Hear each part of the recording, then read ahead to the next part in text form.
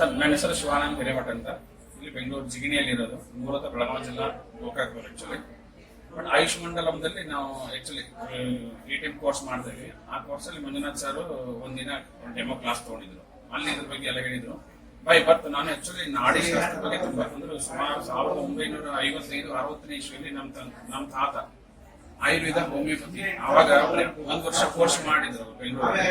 ಅವಾಗಿಂದ ಅವ್ರು ನಾಡಿ ಟೆಲ್ಸ್ ಮಾಡಿದ್ರೆ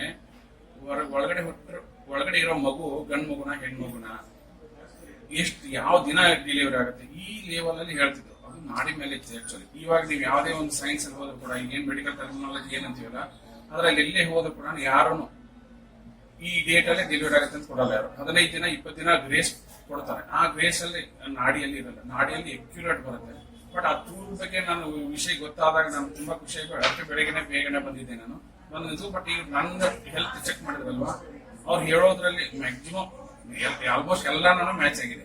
ಅವ್ರು ಏನೇನು ಹೇಳಿದ್ರಲ್ಲ ನನ್ನ ಹೆಲ್ತ್ ಇಶ್ಯೂಸ್ ಏನೇನು ಪ್ರಾಬ್ಲಮ್ ಇದೆ ಅಂತ ನಾನೇನು ಹೇಳಿಲ್ಲ ಅವ್ರಿಗೆ. ಬಟ್ ಅವ್ರು ರಿಪೋರ್ಟ್ ನೋಡಿದ್ಮೇಲೆ ನನ್ನ ಹೆಲ್ತ್ ಇಶ್ಯೂ ಹಿಂಗೆ ಈ ತರ ಪ್ರಾಬ್ಲಮ್ ಇದೆ, ಈ ತರ ಪ್ರಾಬ್ಲಮ್ ಇದೆ ಎಲ್ಲ ಕೇಳಿದ್ರಲ್ಲ, ಕೇಳಿದ ಪ್ರಕಾರ ನೋಡಿದ್ರೆ ಎಲ್ಲಾನು ಕರೆಕ್ಟ್ ಆಗಿದೆ ಅವ್ರು ಹೇಳಿದ ಪ್ರಕಾರ.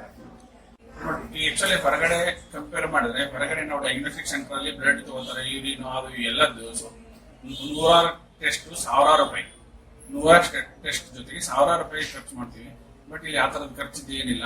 ಬಟ್ ಆದ್ರೂ ಇದು ನಮ್ಮ ಮೂಲ ಸೈನ್ಸ್, ನಮ್ಮ ಭಾರತೀಯ ಸಂಸ್ಕೃತಿ, ದೇಶಿ ಸಂಸ್ಕೃತಿ ಅಂತಲ್ಲ, ಆ ಸಂಸ್ಕೃತಿ ಬೇಸ್ ಮೇಲೆ ನಿಂತಿರೋದ್ರಿಂದ ನಾನು ಇದನ್ನ 100ಕ್ಕೆ 100 ನಂಬ್ತೀನಿ. 100ಕ್ಕೂ ಪರ್ಸೆಂಟೇಜ್ ಲೆಕ್ಕ ಇಲ್ಲ, 199 ಇಲ್ಲ, 100ಕ್ಕೆ 100 ನಂಬ್ತೀನಿ.